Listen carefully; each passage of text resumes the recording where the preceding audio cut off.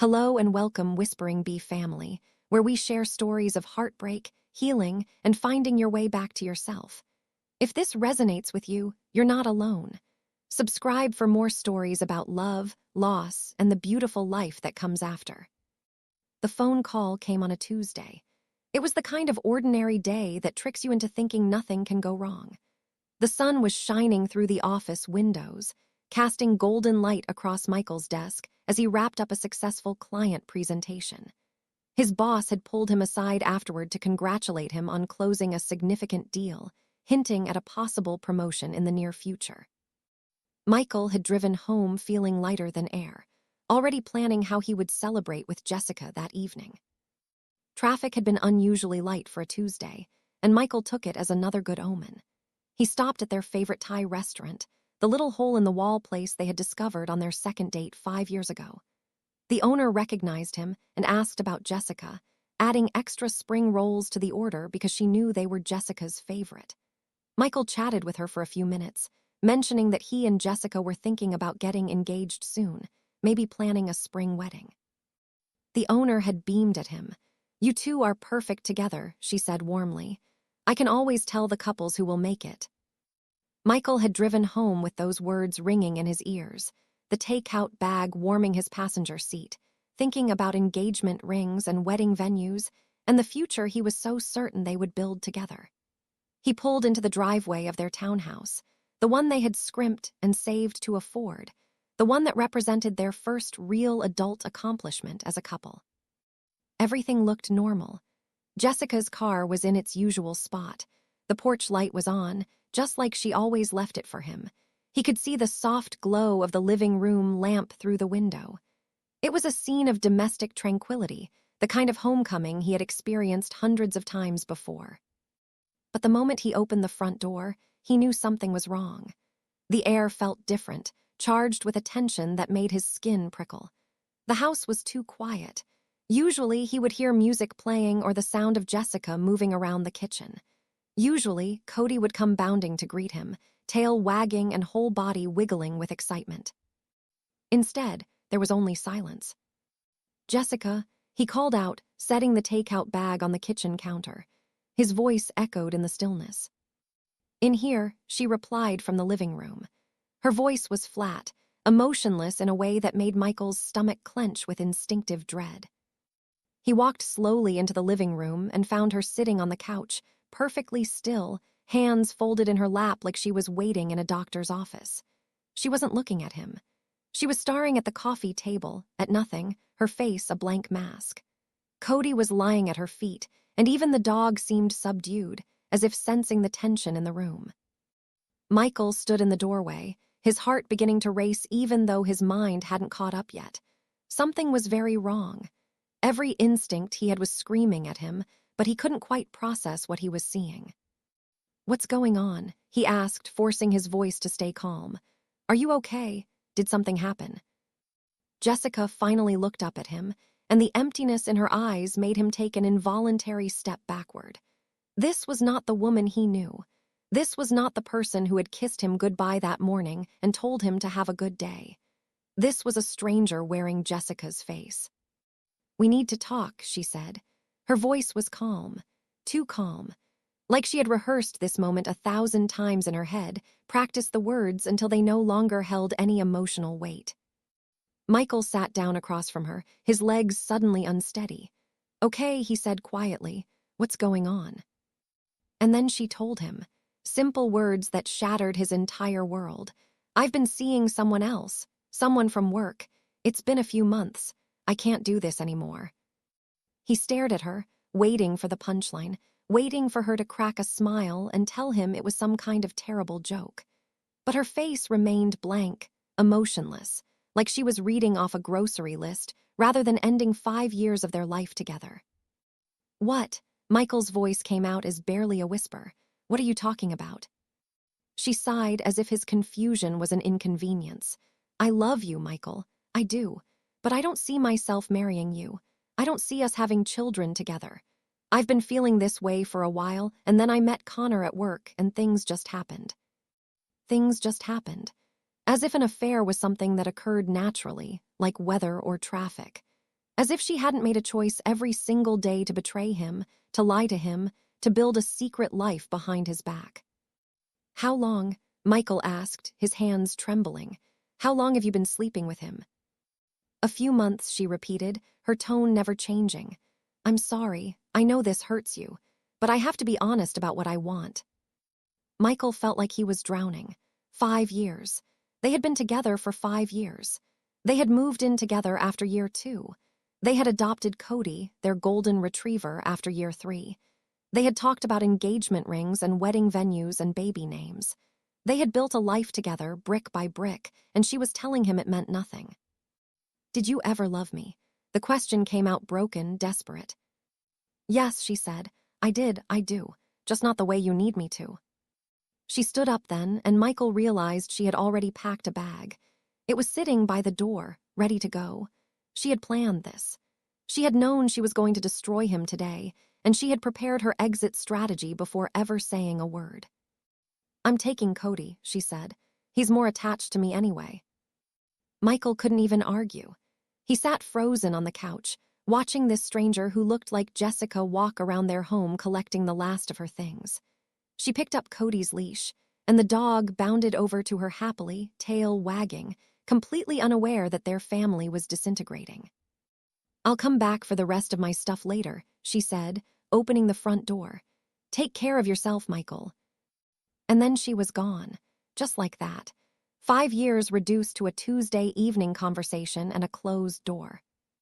Michael sat in the silence of the empty house for hours. The Thai food grew cold on the counter. The sun set. The streetlights came on. And still he sat there, trying to understand how his life had fallen apart so completely in the span of 15 minutes. The next few days were a blur of agony. Michael called Jessica constantly, his phone pressed to his ear as he listened to it ring and ring before going to voicemail. He left messages, his voice cracking, begging her to come back to talk to him, to explain what had happened. He sent text after text, paragraphs of pleading and confusion and heartbreak. "Please just tell me what I did wrong. Please give me a chance to fix this. We can go to counseling. We can work through this. Please don't throw away 5 years. I love you. Please." The messages went from desperate to angry to desperate again.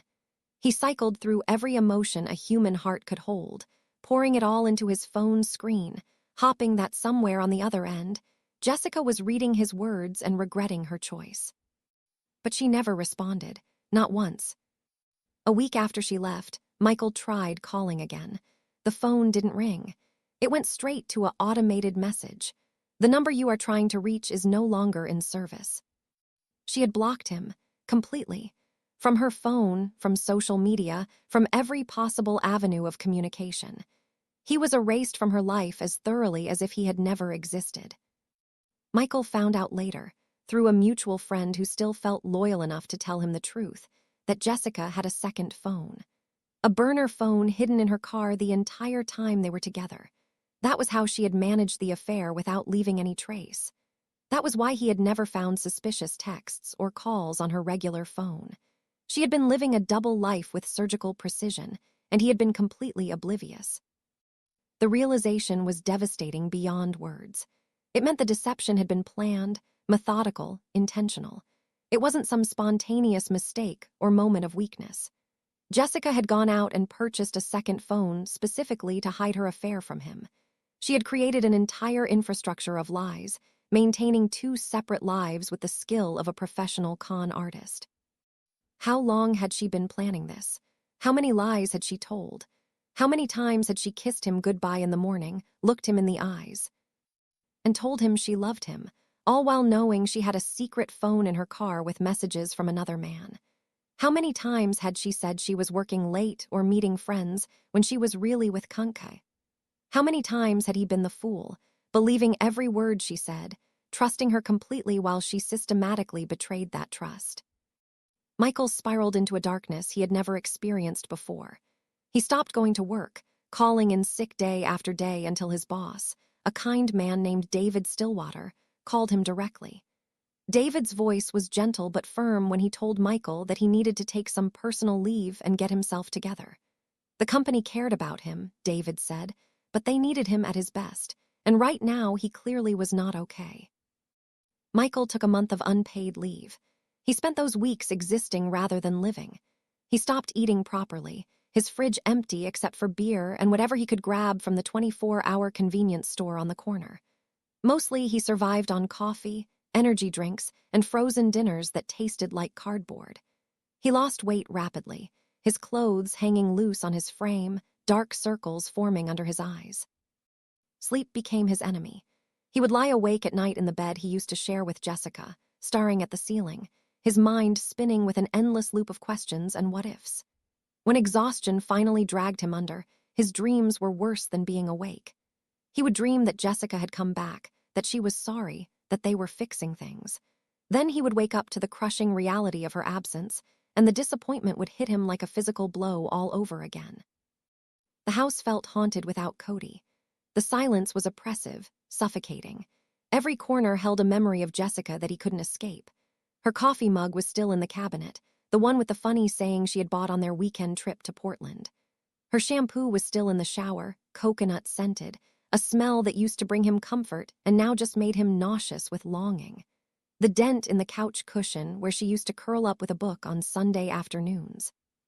The photos on the mantel, documenting their 5 years together, smiling faces that now felt like lies. He should have taken them down. He should have packed up her things and moved on. But he couldn't bring himself to do it. Some part of him still believed she would come back.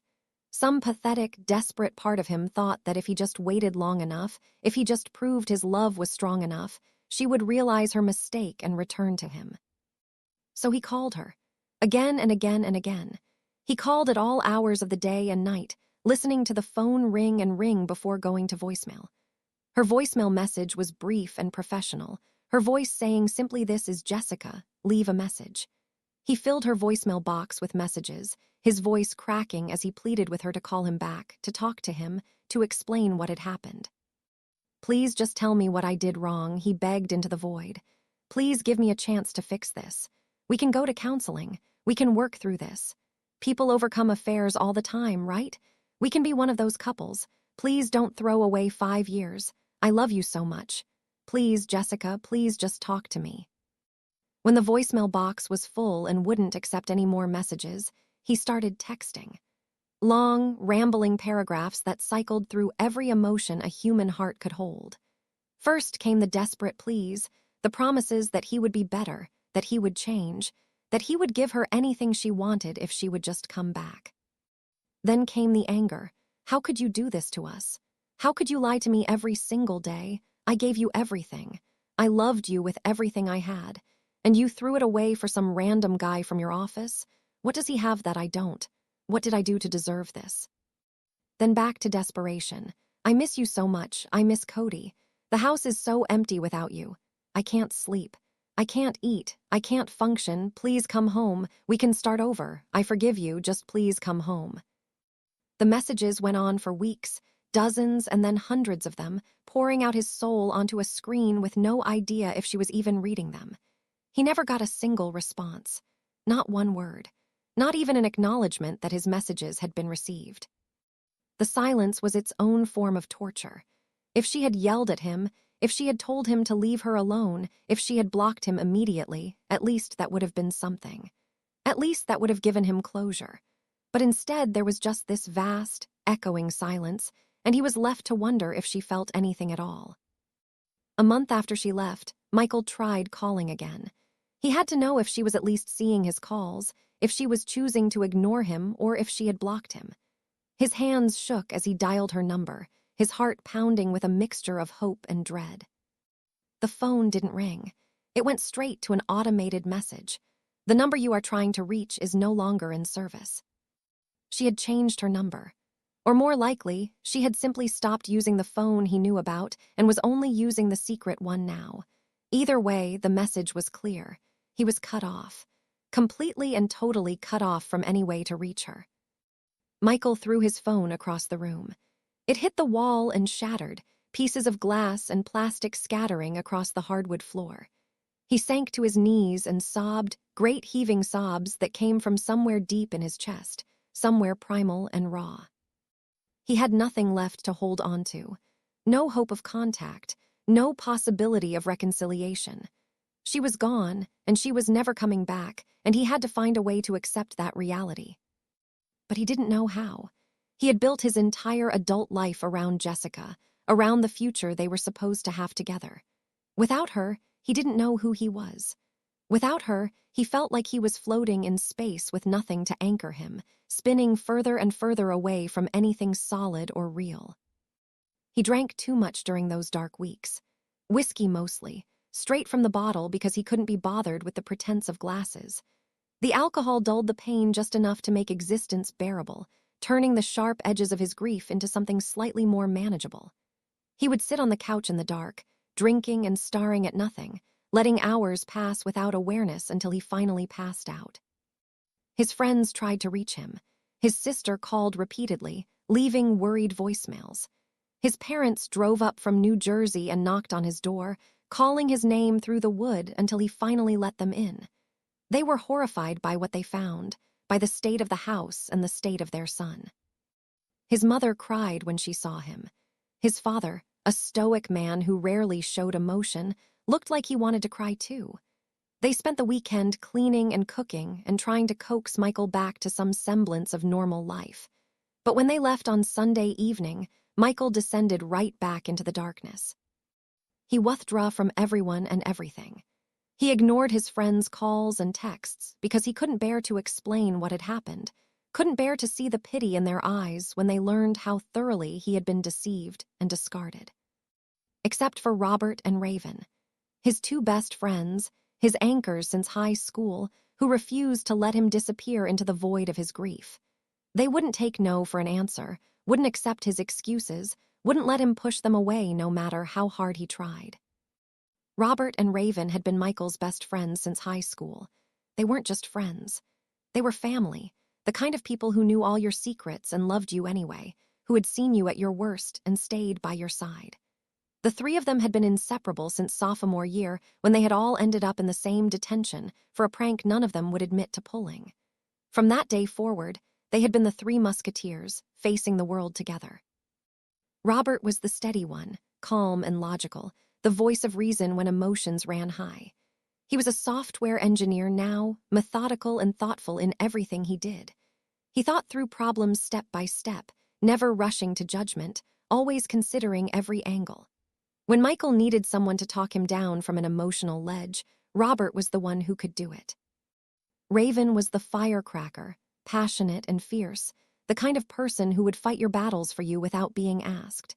She was a criminal defense attorney, and she brought that same aggressive advocacy to her personal life. She didn't tolerate anyone hurting the people she loved. And she had been protective of Michael since they were teenagers. When Michael needed someone to remind him of his worth, to shake him out of his self-pity, Raven was the one who could do it. They had both tried calling Michael repeatedly in the days after Jessica left. When he didn't answer, they showed up at his door. When he didn't answer the door, they used the spare key he had given them years ago and let themselves in. The first time they came, Michael had yelled at them to leave. He had told them he wanted to be alone, that he didn't need their help, that they should mind their own business. Raven had planted her hands on her hips and told him in no uncertain terms that they were his business, that he was stuck with them whether he liked it or not, and that they weren't going anywhere. They had stayed for an hour that first visit, sitting with him in silence when he refused to talk, not pushing but just being present. When they left, they promised to be back. And they were. They came back 2 days later, and then 3 days after that, establishing a pattern of checking in on him even when he made it clear he didn't want to be checked on. They would bring food and leave it in his fridge. They would sit with him and watch mindless television. They would let him vent when he needed to vent and give him space when he needed space. But 3 weeks after Jessica left, when Michael's personal leave was almost up, and it was clear he was spiraling deeper rather than recovering, Robert and Raven decided it was time for an intervention. They showed up at Michael's door on a Saturday morning with groceries and cleaning supplies and a determination to pull their friend out of the pit he had fallen into. Michael answered the door looking like a ghost of himself. He hadn't shaved in weeks, his beard growing and patchy and unkempt. He hadn't showered in days, his hair greasy and his clothes rumpled. His eyes were bloodshot from too much drinking and too little sleep. He had lost at least 15 pounds, his face gaunt and his cheekbones sharp. Robert and Raven exchanged a look, and Michael could see the concern and pain in their eyes. It made him feel worse, seeing how his suffering was affecting the people who cared about him. "We're coming in," Raven said gently but firmly. "And we're not leaving until this place looks like a home again and you look like a human being again." Michael wanted to argue, wanted to tell them to leave him alone to wallow in his misery. But he was so tired, so exhausted from carrying the weight of his grief alone, so he just stepped aside and let them in. What happened next was a blur of activity. Raven started in the kitchen, throwing away empty beer bottles and takeout containers, washing dishes that had piled up in the sink, wiping down counters that were sticky with spilled drinks and accumulated grime. Robert tackled the living room, picking up discarded clothes and trash, vacuuming the floors, dusting surfaces that had gone neglected for weeks. They worked through the house like a well-coordinated team, opening windows to let in fresh air, doing load after load of laundry, scrubbing the bathroom until it gleamed. Michael watched them from the couch, too drained to help, too ashamed to meet their eyes. While the laundry was running, Robert started cooking. He made simple comfort food, chicken noodle soup and grilled cheese sandwiches, the kind of meal that reminded Michael of being a kid when his mom would make him lunch on sick days. The smell of food cooking filled the house, and Michael realized with a start that his stomach was growling. He couldn't remember the last time he had felt actual hunger rather than just the dull nausea that had become his constant companion. When the food was ready, they sat Michael down at the newly cleaned kitchen table and made him eat. Really eat, not just push food around a plate. Raven sat across from him and watched every bite, her expression a mixture of concern and determination. Robert kept his plate full, refilling his soup bowl and adding more sandwiches whenever he finished one. As the food hit Michael's stomach, he felt something shift slightly. The fog in his brain cleared just a tiny bit. The knot in his chest loosened just enough to let him take a full breath. It wasn't much, but it was something. After they ate, Raven took Michael by the hand and led him to the bathroom. She started the shower, making the water hot, and then she looked at him with such compassion that Michael felt tears spring to his eyes. "Shower," she ordered gently. "Wash your hair. Shave if you can manage it. Put on clean clothes. And then we're going to sit down and talk. Really talk. No more hiding. No more pretending you're okay. You're going to tell us everything, and we're going to figure out how to help you through this." Michael did as he was told, standing under the hot spray and letting it wash away weeks of accumulated grime and pain. He shampooed his hair twice. He shaved carefully, watching in the mirror as his face emerged from behind the beard. He brushed his teeth for the first time in days, grimacing at how fuzzy and disgusting his mouth felt. When he emerged from the bathroom, wearing clean clothes from the laundry Raven had done, he found his friends waiting for him in the living room. They had opened all the curtains, letting in natural light that made Michael squint after weeks of keeping the house dark. The space looked and smelled clean. Transformed from the depression cave, it had become into something resembling a normal home. Robert patted the couch next to him. "Sit," he said. "Talk to us." And so Michael did. He told them everything. About Jessica's calm, emotionless confession. About the affair with Connor. About taking Cody and walking out. About the second phone hidden in her car. About the hundreds of unanswered calls and texts. About her changing her number and cutting him off completely. About the drinking and the not sleeping and the feeling like he was drowning in grief with no way to reach the surface. He told them about the questions that haunted him. What had he done wrong? How had he missed the signs? Why wasn't he enough? How could 5 years mean so little to her? Would he ever be able to trust anyone again? Robert and Raven listened without interrupting, letting him pour it all out, all the pain and confusion and anger and heartbreak that had been festering inside him. When he finally fell silent, exhausted from the emotional purging, they sat with him in the quiet for a long moment. Then Raven spoke, her voice fierce with conviction. "Listen to me very carefully, Michael. Nothing you did caused this. Jessica made a choice. A selfish, cruel choice. She lied to you every single day. She maintained an entire secret life to betray you. That says everything about her character and nothing about your worth. You loved her honestly, Robert added. You were faithful and devoted. You built a life with her in good faith. She's the one who violated that trust. She's the one who threw away something real for whatever fantasy she convinced herself Connor represented. That's on her, not you. But I must have missed something, Michael protested weakly. There must have been signs. How could she be so unhappy without me knowing? Because she's a practiced liar, Raven said bluntly. Because she bought a second phone specifically to hide her affair. Because she's the kind of person who can look you in the eye and lie without flinching. You're not a detective, Michael. You're a partner who trusted the person you loved. That's not a weakness. That's normal. You're going to get through this, Robert said quietly. It doesn't feel like it right now, but you will. We're going to help you. We're not going to let you disappear into this darkness. You're stuck with us, buddy, for better or worse. Michael broke down then, really broke down, sobbing into his hands while Robert and Raven held him. He cried for everything he had lost, for the future that would never happen, for the trust that had been shattered, for the innocence that could never be reclaimed. He cried until he had no tears left, until his throat was raw and his eyes were swollen. And through it all, his friends stayed. They didn't leave. They didn't judge. They just held him and let him grieve.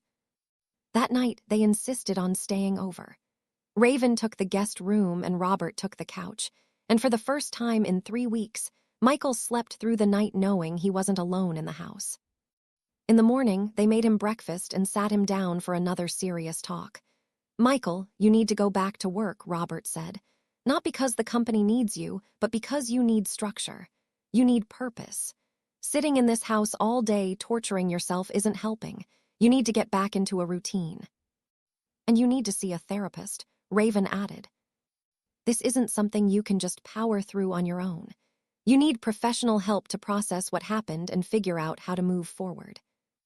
Michael wanted to argue, wanted to insist he was fine and didn't need help. But he was so tired of feeling this way, so desperate for anything that might ease the constant ache in his chest, that he found himself nodding. Okay, he said quietly. Okay, I'll call my boss on Monday. I'll find a therapist. We'll help you, Robert promised. We'll go with you to appointments if you want. We'll check in on you every day. You're not doing this alone. And they kept that promise. Over the next several months, Robert and Raven became Michael's lifeline, the only thing keeping him tethered to the world when all he wanted to do was disappear.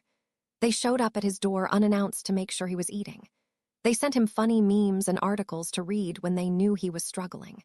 They invited him to their place for dinners and game nights, forcing him to socialize even when he didn't want to. They were there for all of it. The good days when Michael felt like maybe he would survive this after all. The bad days when the grief hit him like a tidal wave and he could barely get out of bed. The angry days when he wanted to track down Jessica and Connor and tell them exactly what he thought of them. The numb days when he felt nothing at all, just a vast emptiness where his heart used to be. Slowly, painfully, Michael started to put himself back together. He went back to work and threw himself into his job with a focus that surprised even him. He started seeing a therapist named Dr. Claudia Mitchell, a kind woman in her 50s who specialized in trauma and betrayal. He began running in the mornings, pounding out his pain on the pavement. He established routines and clung to them like lifelines. And through it all, Robert and Raven were there, steady and unwavering, proving to him that not everyone left, that some people meant it when they said they would stay. Slowly, painfully, Michael started to put himself back together. He went back to work. He forced himself to establish routines. He saw a therapist who helped him process the betrayal and the grief.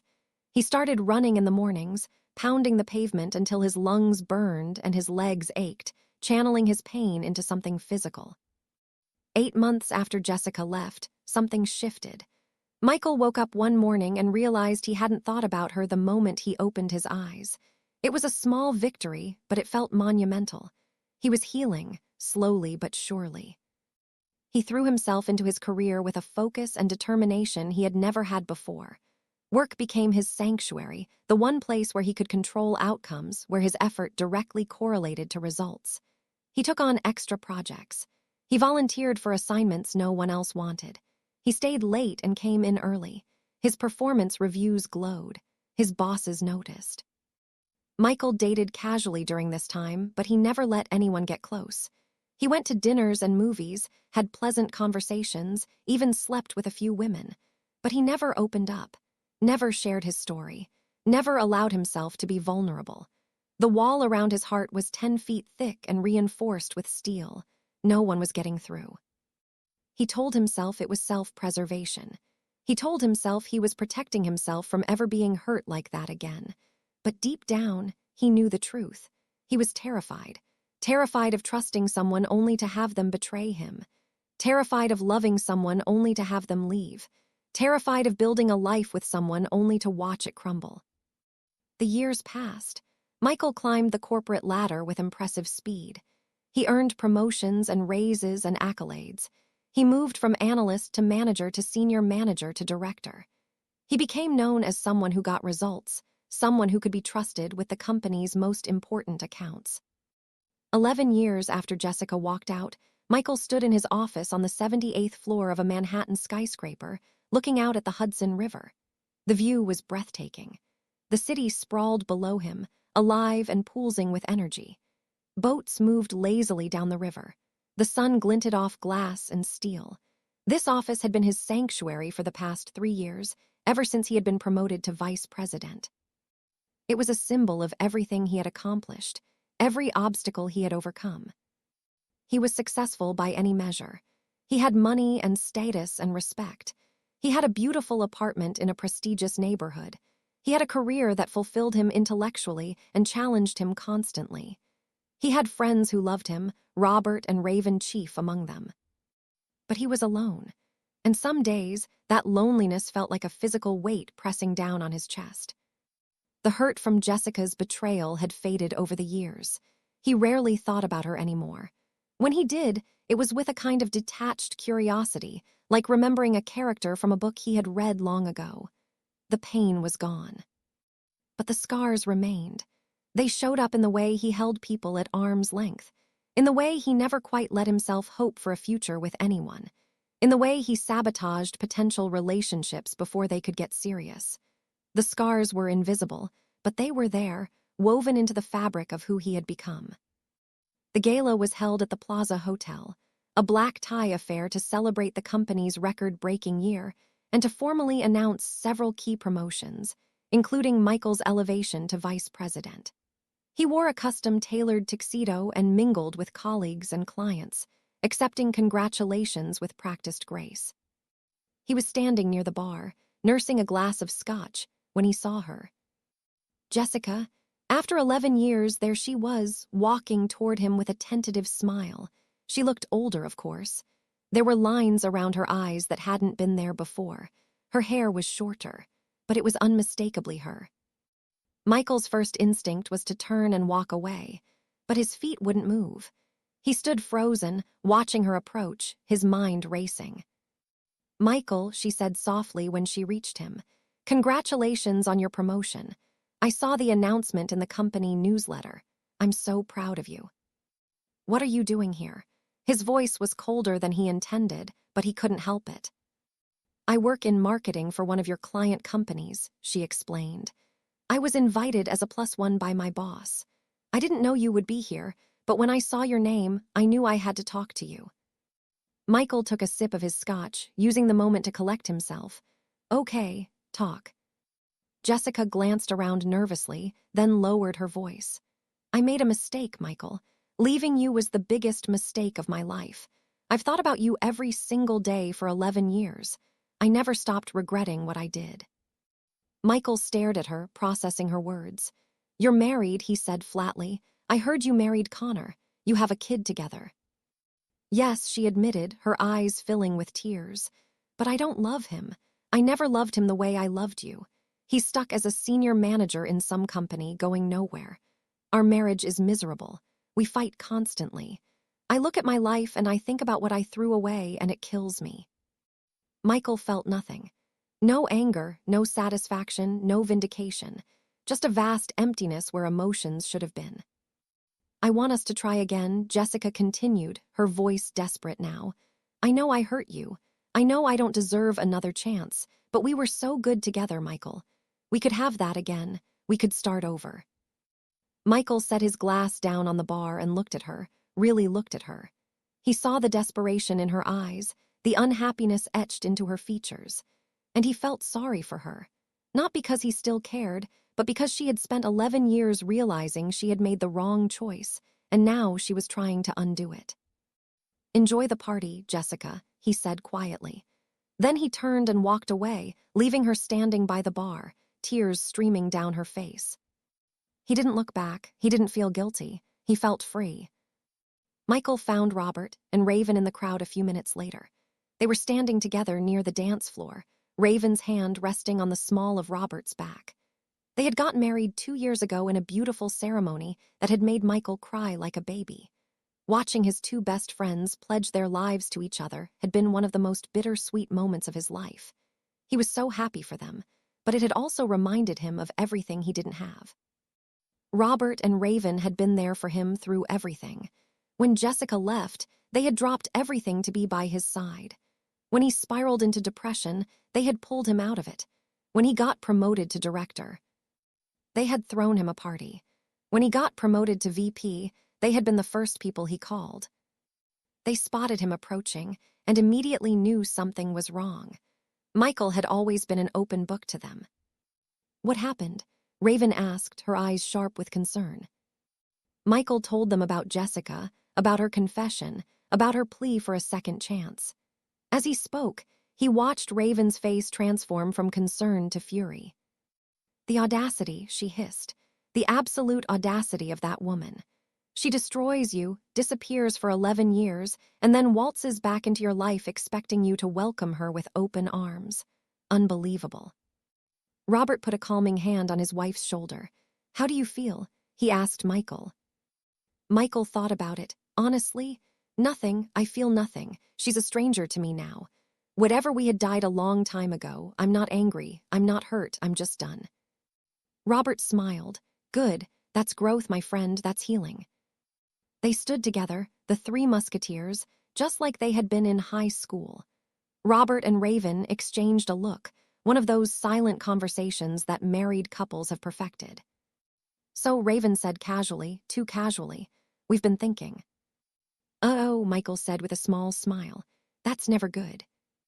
"We think it's time you met someone," Robert said. "Someone real, someone who deserves you." Michael groaned. "Not this again. I'm fine being single.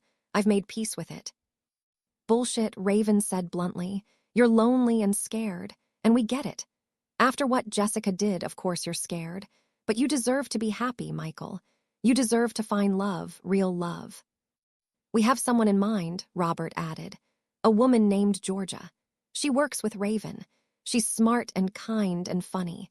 And she's been through her own heartbreak, so she understands what it's like to rebuild."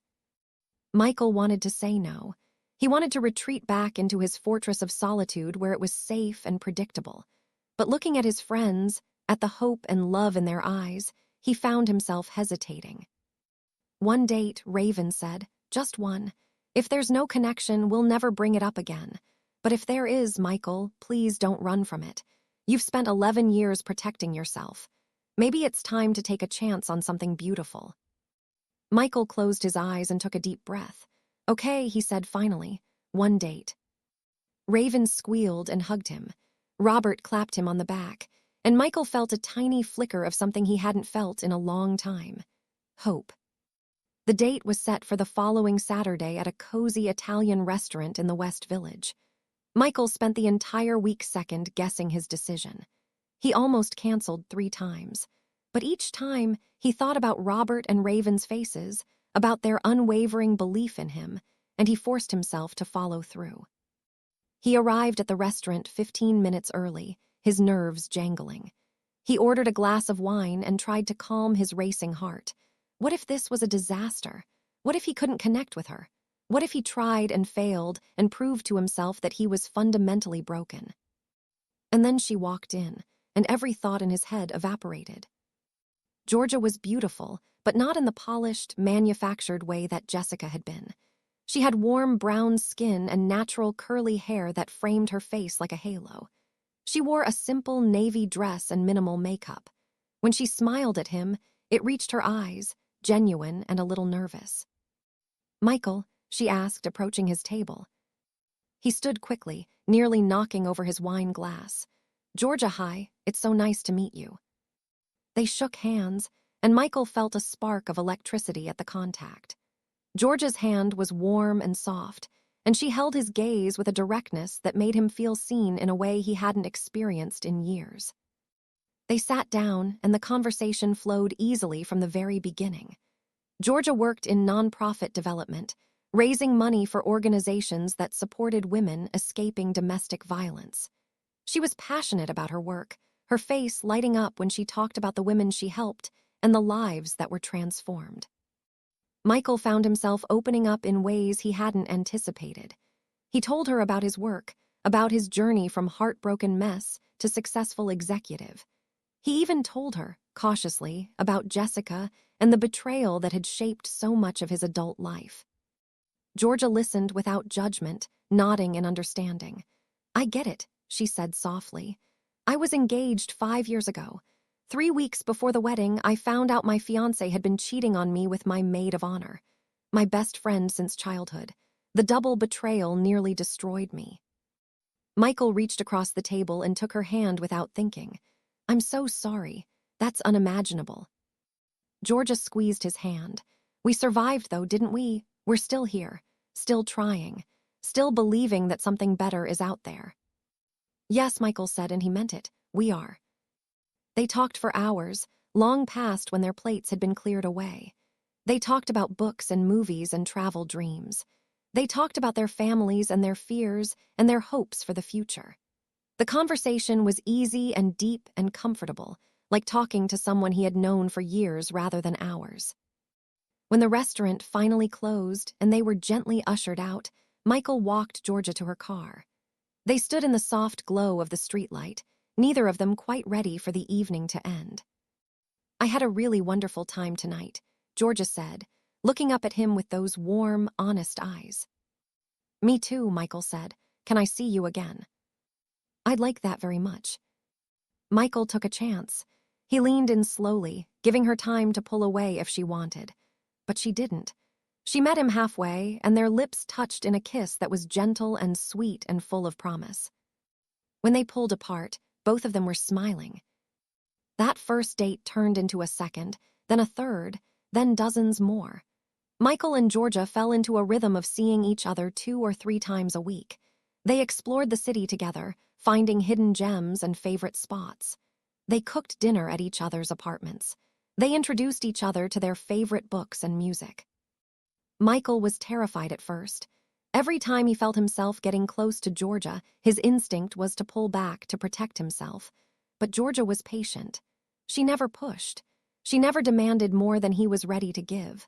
She simply showed up, consistently and lovingly, proving with her actions that she wasn't going anywhere. 3 months into their relationship, Michael set a date for 4 of them to meet properly: Georgia, Robert, and Raven. They met for brunch at a trendy spot in Brooklyn. "She's special," Robert said.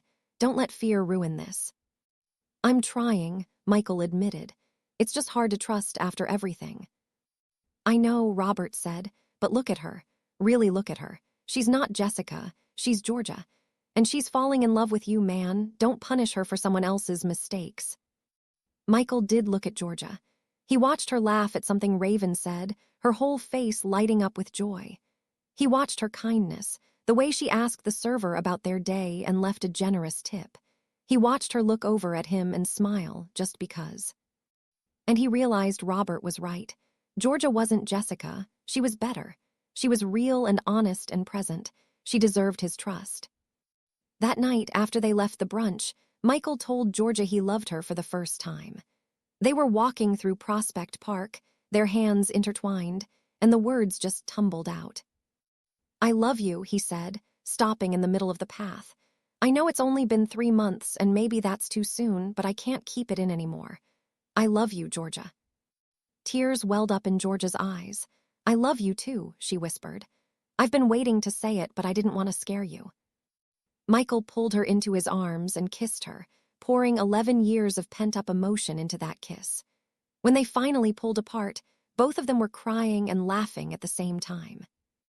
Their relationship deepened after that. Georgia met Michael's family, his parents and his younger sister, who all adored her immediately.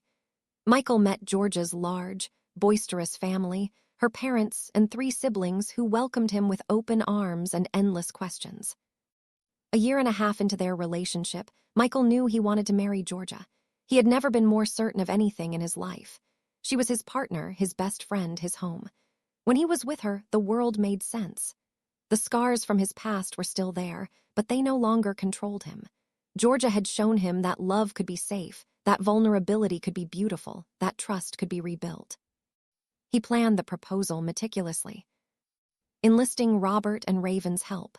They suggested Petra in Jordan, a place Raven had been dying to visit for years. The plan was perfect. Robert and Raven would book a trip, and Michael and Georgia would coincidentally be there at the same time. Except it wouldn't be a coincidence at all. When Michael proposed to Georgia in front of the treasury at Petra, with the ancient rose-red city as their backdrop, she said yes through happy tears. Robert and Raven appeared moments later, having been hiding and capturing the whole thing on camera, and the 4 of them celebrated together in one of the most magical places on Earth. The wedding was held a year later in a beautiful garden venue in upstate New York. It was intimate and heartfelt, with 200 guests including family and close friends. Robert was Michael's best man, and Raven was one of Georgia's bridesmaids. Michael's vows made everyone cry, especially when he thanked Georgia for teaching him how to trust again, how to love again, how to believe in happily ever after. Georgia's vows were equally moving. She promised to always be honest, to always show up, to always choose him. She promised to build a life with him that was filled with laughter and adventure and unconditional love. And Michael believed her, down to his bones. Their honeymoon was a 3-week adventure through Italy. They ate incredible food and drank amazing wine and explored ancient cities hand in hand. They talked about their future, about the children they wanted to have, about the life they would build together. When they returned home, they bought a brownstone in Brooklyn, a fixer-upper with good bones and tons of potential. They spent weekends renovating, painting walls and refinishing floors and arguing playfully about design choices. It was exhausting and messy and absolutely perfect. A year after their wedding, Georgia got pregnant. They had been trying for a few months, so when the test came back positive, they were both overjoyed and terrified. Michael couldn't stop smiling. He was going to be a father. After everything he had been through, all the pain and loss and heartbreak, he was being given this incredible gift. Georgia's pregnancy was relatively smooth. She had some morning sickness in the first trimester, but overall she felt good. Michael was attentive and doting, attending every doctor's appointment, reading every pregnancy book he could find, talking to Georgia's belly every night before bed. Robert and Raven were thrilled when Michael and Georgia asked them to be the baby's godparents. They accepted immediately, already planning all the ways they would spoil their godchild. The 3 musketeers plus Georgia became an inseparable unit. They had weekly dinners, took weekend trips together, supported each other through life's ups and downs. Raven and Georgia had become genuine friends, bonding over their shared experiences and their love for the men in their lives. Georgia went into labor on a rainy Tuesday evening, 3 days before her due date. Michael drove her to the hospital, his hands shaking on the steering wheel, simultaneously terrified and excited. Robert and Raven met them there, packing the waiting room while Michael coached Georgia through contractions. After 14 hours of labor, Elora Grace was born. She came into the world with a loud cry and a full head of dark hair. The nurse placed her on Georgia's chest, and Michael watched his wife fall in love with their daughter in an instant. When they let him hold her, Michael cried. He looked down at this tiny, perfect human, at her little fingers and button nose and peaceful sleeping face, and he was overwhelmed with emotion. This was his daughter, his and Georgia's, a new life, a new beginning, a new chapter. Robert and Raven met Elora later that day. They brought flowers and balloons and matching godparent onesies. Raven cried when she held the baby, and Robert looked at Michael with such pride and happiness that Michael had to look away to keep from breaking down again. We made it, Michael thought, looking around the hospital room at his wife, his daughter, and his best friends. After everything, we made it. The early days with Elora were a beautiful chaos. Sleepless nights and endless diaper changes and the sweet smell of baby lotion.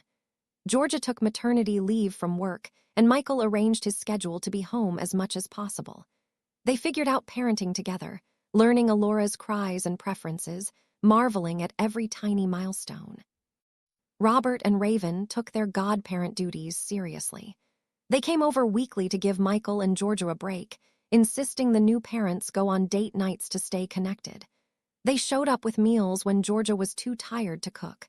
They sent thoughtful gifts and funny texts and endless love. When Elora was 3 months old, Michael's company threw him a celebration for closing the biggest deal in company history. He brought Georgia and Elora with him, proud to show off his family.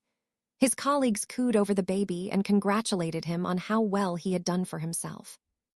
As Michael stood in that ballroom, Georgia by his side and Elora sleeping in her carrier, he thought about how far he had come. 11 years ago, he had been a broken man sitting alone in an empty house, convinced he would never be whole again. He had been so lost in his pain that he couldn't imagine a future that didn't hurt. But he had survived, he had healed, he had learned to trust again, and now he had everything he had ever wanted. A career he was proud of, a wife he adored, a daughter who was his whole world, friends who were more like family. The scars from Jessica's betrayal were still there, faint lines on his heart that would never fully disappear. But they no longer defined him. They were simply part of his story, evidence that he had survived something difficult and come out stronger on the other side. That night, after they put Elora to bed, Michael and Georgia curled up on the couch together. Georgia rested her head on his shoulder, and Michael wrapped his arms around her, breathing in the familiar scent of her shampoo. "I'm so happy," he whispered. "I didn't think I could ever be this happy." Georgia tilted her head up to look at him. "You deserve this," she said firmly. "You deserve all of this and more." Michael kissed her forehead. "Thank you for not giving up on me. Thank you for being patient while I figured out how to let you in." "Thank you for taking the chance," Georgia replied. "Thank you for trusting me with your heart." They sat in comfortable silence for a while, listening to the city sounds outside their window. Michael thought about the view from his office on the 78th floor, the way the Hudson River stretched out endlessly, always moving, always changing. His life had been like that river, he realized, always moving forward, even when the current was rough, even when he couldn't see where it was leading. And it had led him here, to this brownstone in Brooklyn, to this woman who loved him unconditionally, to this daughter who had made him a father, to this life that was messy and beautiful and more than he had ever dared to dream. The next morning, Michael woke up early and went to check on Elora. She was awake in her crib, staring up at the mobile above her head. When she saw him, she smiled, one of those big gummy baby smiles that made his heart melt every single time. "Good morning, sweetheart," he whispered, picking her up and holding her close. "Ready to take on the world today?" Elora cooed and grabbed onto his finger with her tiny hand. Michael carried her to the window and looked out at the Brooklyn streets coming to life with the sunrise. "Your godparents are coming over later," he told her. "Uncle Robert and Aunt Raven. They love you almost as much as your mom and I do. They're going to spoil you rotten, and I'm going to let them because they earned it. They saved me, you know. When I was lost and broken, they refused to let me disappear. They believed in me when I couldn't believe in myself. And because of them, because of their love and friendship, I found my way to your mom, which means I found my way to you." Elora looked up at him with wide, trusting eyes. Michael kissed her soft head and felt tears prick his eyes for the 100th time since she was born. "I'm going to do better," he promised her. "I'm going to break the cycle. I'm going to show you what real love looks like. Your mom and I, we're going to build something different for you, something safe and stable and full of joy. You're never going to wonder if you're loved. You're never going to question your worth. I'm going to make sure of that." Georgia appeared in the doorway, sleep rumpled and beautiful. "Making promises already?" she asked with a soft smile. "Big ones," Michael admitted. "The kind I actually intend to keep." Georgia walked over and wrapped her arms around both of them. "I know you will," she said. "We both will." The three of them stood there as the sun rose over Brooklyn, a new family at the beginning of their story. Michael thought about endings and beginnings, about how sometimes the worst thing that happens to you leads you to the best thing. If Jessica hadn't left, he never would have met Georgia. He never would have become the man he was today. He never would have had Elora. He didn't thank Jessica for the pain she caused. He wouldn't go that far. But he could acknowledge that pain had shaped him, had taught him lessons he needed to learn, had made him appreciate what he had now in a way he might not have otherwise. And now, standing in his daughter's nursery with his wife's arms around him and the morning sun streaming through the window, Michael finally understood what people meant when they talked about finding peace. This was it. This quiet moment of gratitude and love and hope. This was everything. Robert and Raven arrived that afternoon with their usual energy and enthusiasm. They brought lunch and a new toy for Elora and endless stories about their week. The four of them sat around Michael and George's dining room table, eating and laughing and talking over each other like they always did. At one point, Raven raised her glass. "To the three musketeers," she said, "and to the family we've built." "To the family we've built," they all echoed, clinking glasses. Michael looked around the table at these people he loved so deeply. Robert, who had been his steady anchor through every storm. Raven, who had been his fierce protector and champion. Georgia, who had taught him how to love without fear. And Elora, sleeping peacefully in her bassinet, the tiny, perfect product of that fearless love. This was his family. This was his home. This was his happily ever after. And it was better than anything he could have imagined all those years ago when he sat alone in an empty house, convinced his life was over. His life wasn't over. It was just beginning, and it was beautiful. The years ahead would bring new challenges, he knew. Parenthood was full of surprises and struggles. His career would have its ups and downs. Life would throw curveballs. But he would face it all with Georgia by his side, with Robert and Raven in his corner, with the love of his daughter fueling his determination to be the best version of himself. The scars would always be there, but they no longer hurt. They were simply reminders of where he had been, proof that he had survived, evidence that healing was possible. And in a way, he was grateful for them, because they made him appreciate the smooth, unmarked skin of his present all the more. Michael caught Georgia's eye across the table and smiled. She smiled back, that warm, genuine smile that had captured his heart on their first date and continued to captivate him every single day. She mouthed, "I love you," and he mouthed it back. And in that moment, surrounded by love and laughter and the people who mattered most, Michael finally let go of the last remnants of pain and regret. He let go of what could have been and embraced what was.